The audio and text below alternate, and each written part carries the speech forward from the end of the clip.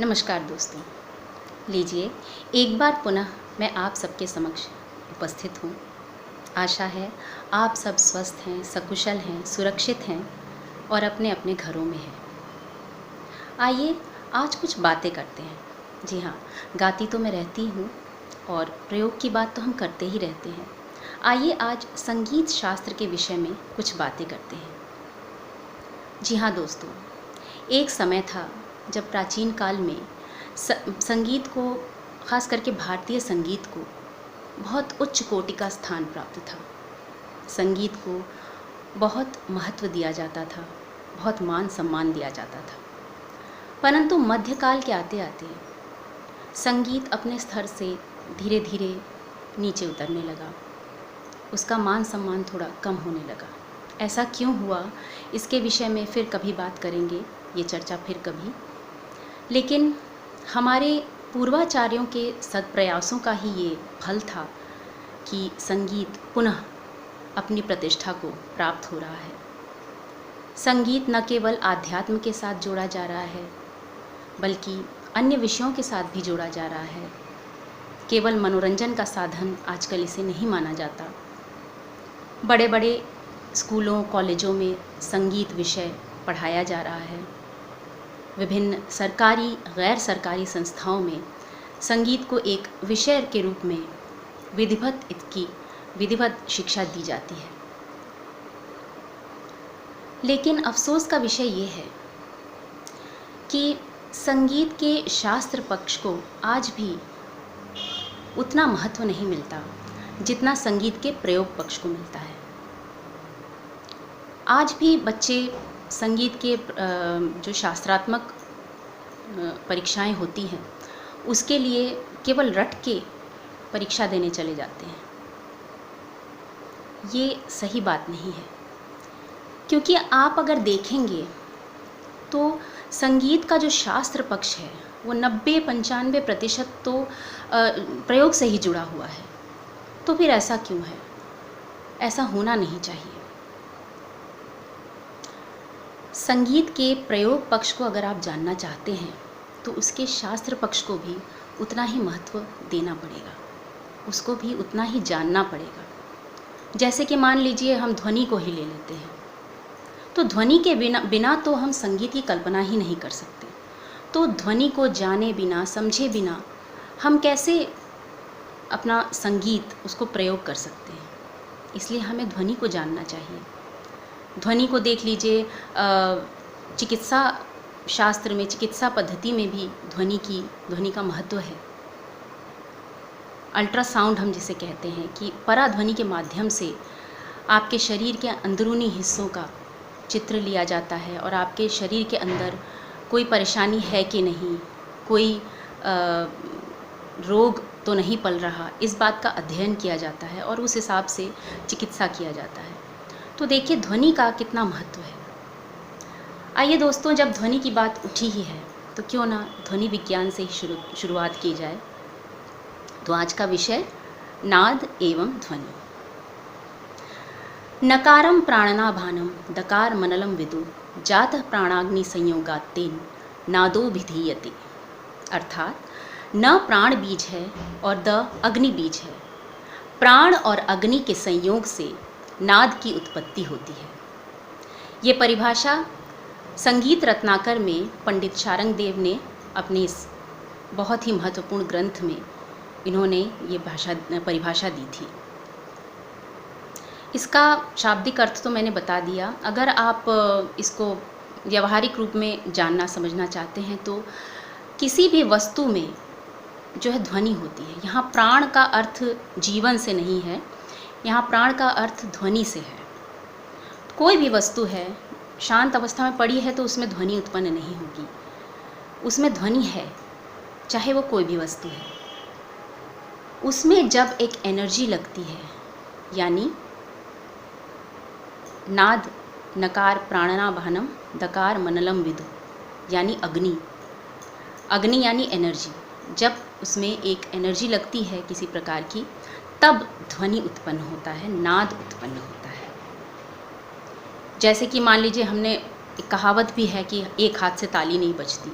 तो अगर हाथ है ये वाला हाथ, इस पे जब तक कोई दूसरे हाथ से हम ताली नहीं बजाएंगे तब तक ताली नहीं बजेगी। या कोई भी, जैसे ये पुस्तक ही है, ऐसे रखा है, हमने ऐसे किया या रख दिया तो एक ध्वनि उत्पन्न तो होगी।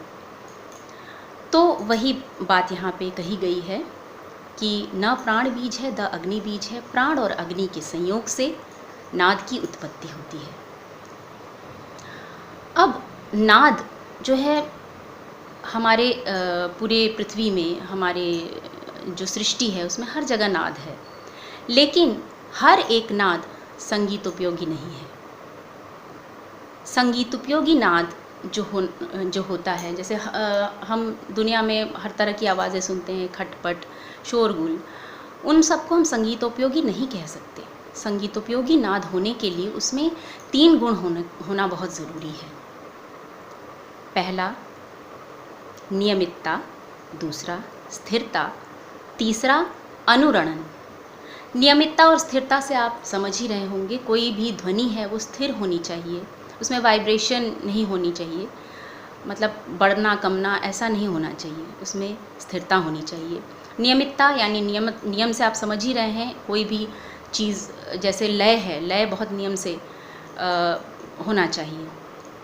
नियमितता, स्थिरता और अनुरणन। अनुरणन क्या चीज़ है, ये शब्द शायद आपको नया लग रहा हो, कोई नई बात नहीं है। अनुरणन यानी झनकार। कहते हैं ना कि फलाने व्यक्ति की आवाज़ में बहुत खनक है, बहुत, वो गायिका या गायक, बहुत उनकी आवाज़ में खनक है। ये खनक क्या है, ये मधुरता है, इसी से मधुरता आती है, जिसको हम चाइम कहते हैं। तो वो जो है अगर मिसिंग होगा, अनुपस्थित होगा, तो कोई ध्वनि खूबसूरत, अच्छी नहीं लगेगी, सुंदर, सांगीतिक नहीं लगेगी। तो सांगीतिक नाद होने के लिए आवश्यक है कि उसमें अनुरणन हो। उदाहरण के तौर पे अगर हम भोंपू की आवाज़ सुनते हैं तो भोंपू की आवाज़ तो नियमित है, स्थिर भी है, फिर भी हमें अच्छी क्यों नहीं लगती? वो इसलिए क्योंकि वो मधुर नहीं है, उसमें अनुरणन नहीं है, झनकार नहीं है, इसलिए वो मधुर नहीं लगती। अब हमने ये तो बता दिया कि संगीत उपयोगी नाद, इसे नाद कहते हैं, संगीत उपयोगी नाद को। और इसके अलावा जितने भी शब्द होते हैं पूरी दुनिया में, जो भी हम सुन रहे हैं अपने आसपास, शोरगुल, खटपट, जितनी भी आवाज़ें सुनते हैं, वो अनुपयोगी नाद या राव कहा जाता है उसको। संगीत उपयोगी नाद से आप समझ ही रहे हैं, गायक गायिकाओं की आवाज़ हुई, या वाद्य यंत्रों की आवाज़ है, चिड़िया की आवाज़ है, कोयल की आवाज़, जो आपको मधुर लगेगी वही संगीत उपयोगी नाद है। और इसके अलावा जितने भी आवाज़ आप सुन रहे हैं वो राव है। अब नाद के 2 प्रकार होते हैं, आहत नाद, अनाहत नाद। ये बात बल्कि मुझे पहले ही बतानी चाहिए थी। आहत नाद ही जो है हमारे उपयोग में आता है। ये जो आहत नाद है वही उसी के 2 प्रकार मैंने बताया, संगीत उपयोगी और अनुपयोगी। आहत नाद के 2 प्रकार हैं, नाद के 2 प्रकार हैं, एक तो आहत नाद, दूसरा अनाहत नाद। तो आहत नाद जो संगीत उपयोगी, अनुपयोगी जितने भी नाद हैं इस दुनिया में हम सुनते हैं, वो आहत नाद है। अनाहत नाद को हम इंद्रियातीत नाद भी कहते हैं। ये हमें सामान्य अवस्था में सुनाई नहीं देता। ये ऋषि मुनियों को, तपस्वियों को समाधि की अवस्था में सुनाई देता है। ध्यान रखिएगा, समाधि की अवस्था में, सामान्य अवस्था में उन्हें भी सुनाई नहीं देता, ऐसा कहा जाता है। तो इसे इंद्रियातीत नाद या स्वर्गीय नाद कहा जाता है, यानी कि ये स्वर्गलोक में ही सुनाई देता है और मृत्युलोक में इसका कोई उपयोग नहीं है। तो संगीत के लिए या किसी भी उसके लिए जब सुनाई ही नहीं देता हमें, तो वो इंद्रियातीत नाद है। तो यहाँ हमारे मृत्युलोक में इसका उपयोग नहीं है। तो आहत नाद का ही उपयोग है। उसमें से भी जिस आहत नाद में वो 3 गुण होंगे, नियमितता, स्थिरता और अनुरणन, वही जो है हमारे संगीत में प्रयोग में आएंगे। अब जो भी नाद है उसके 3 प्रकार होते हैं, 3 गुण होते हैं उसके। एक तो नाद का छोटा बड़ापन, यानी इसका अर्थ हुआ वॉल्यूम से इसका तात्पर्य है। नाद का छोटा बड़ापन, जैसे हमने गाया सा, धीरे से गाया तो आपको ज़्यादा दूर तक सुनाई नहीं देगा। इसी को मैंने, इसी स्वर को सा ज़ोर से गाया तो ये काफ़ी दूर तक सुनाई देता है।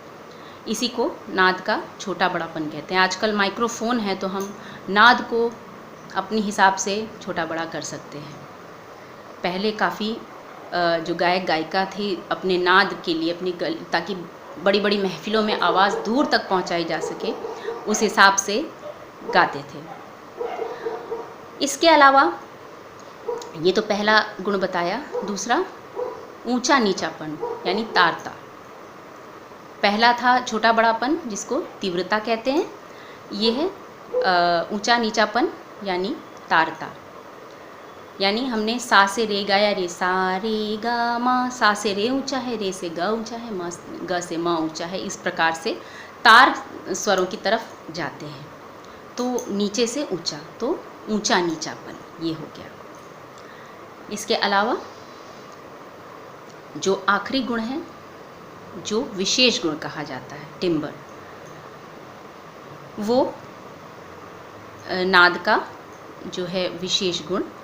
जब हम कोई आवाज़ सुनते हैं, कोई भी आवाज़ हो, किसी पशु की हो, पक्षी की हो, किसी बर्तन की खटपट हो, या किसी भी, यहाँ तक कि हम ये भी समझ जाते, वाद्यों वगैरह को भी हम समझ जाते हैं कि ये वाद्य बज रहा है, वो वाद्य बज रहा है।